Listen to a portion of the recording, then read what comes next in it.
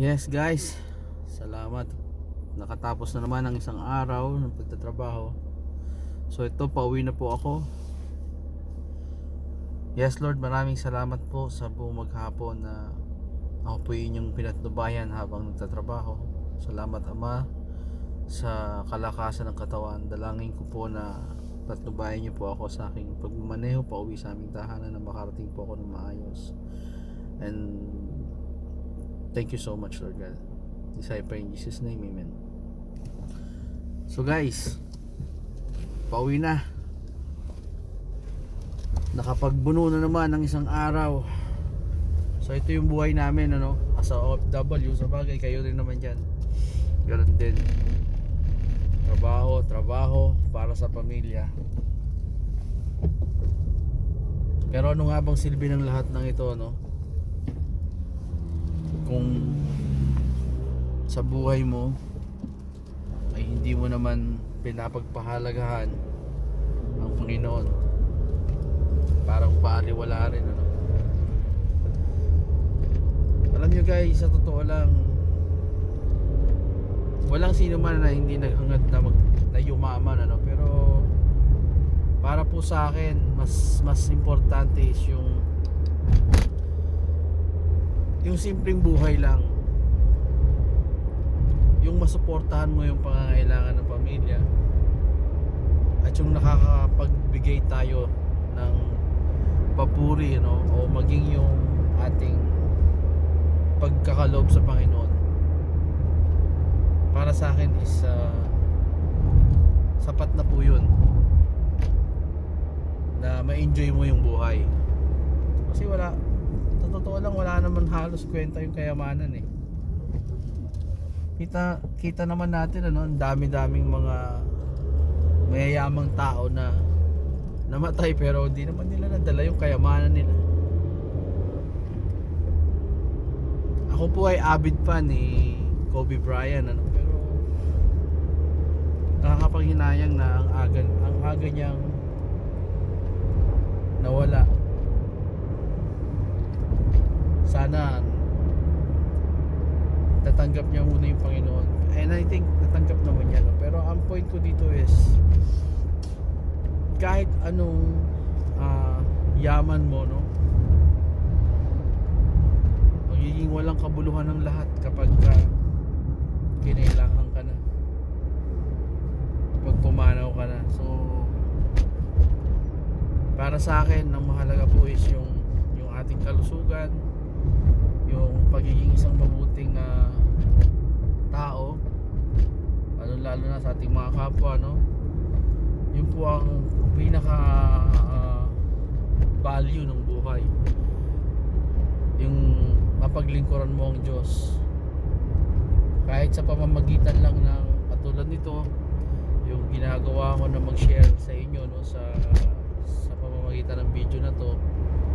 Mai-remind ko kayo kung gaano po kayo kamahal ng Diyos, dahil ako po dati rin po akong makasalanan, dati po akong sugarol inaabot ako na magsusugal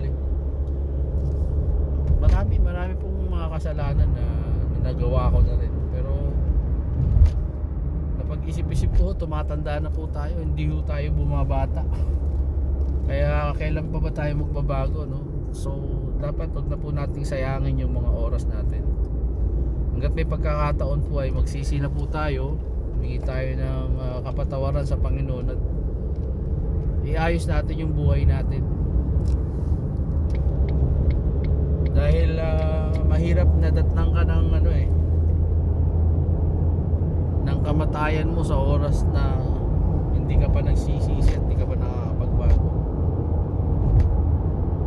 So yun lang guys, sana lagi ko kayo ini-encourage magbasa po kayo ng Bible.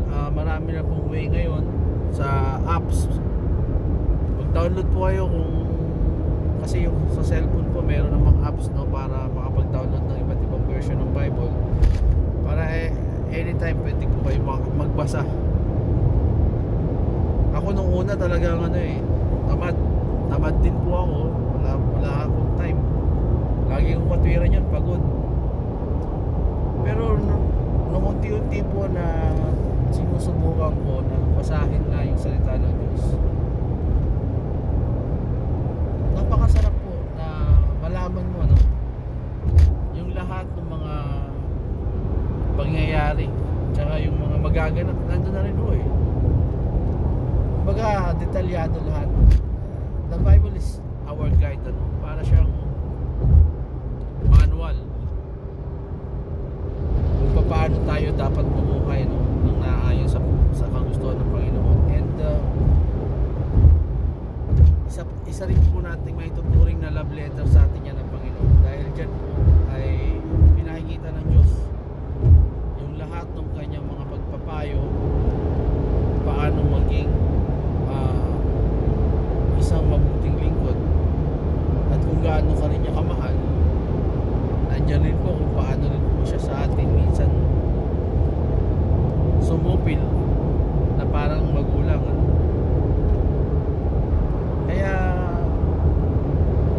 napakalaking bagay po talaga na sa buhay natin, ano, magkaroon tayo kahit konting panahon sa pagbabasa ng Biblia. Kung yung iba nga nauubos yung isang packet sa halos isang upuan lang. So ba't di po natin itry na gawin packet yung Bible? And I'm sure na marami po kayong matututunan. Gaya ko, napaka-pilosopo po. Sa tutunan, pilosopo po akong tao nung kasagsagan pa ng paggawa ko ng mga kasalanan, ano, yung sinasabi ko na inaabot ako ng magdamag sa pagsusugal. Talo ka na, puyat ka pa. Sa katulad kong hindi nagsisigarilyo, manalo man po ako. Talo ako sa usok ng sigarilyo na nalalanghap po dahil may hika po ako, no? Pero salamat sa Diyos na unti-unti nababago ko po yung pagkatao ko, no? Dati kong buhay na makasalanan, ngayon ay hindi ko po sinasabing hindi na po ako nagkakasala. Madalas pa rin po ako nagkakasala. Ang kagandahan lang po ay natututo na po ako ngayon na humingi ng kapatawaran at hindi na inuulit pa kung yung pagkakamaling yun. Kasi mahirap po yung hihingi ka ng tawad sa isang kasalanan ginawa mo, tapos ulitin mo muli. Huwag mong lokohin yung sarili, at huwag mong lokohin ang Panginoon. So yun po, nawa ay napagtsatsagaan nyo pa po ako pakinggan. So mamaya pagdating ko sa bahay, magbabasa po muli ako at mag-share ako sa inyo ng another verse sa Biblia. So guys, salamat po muli at magandang araw. God is good all the time.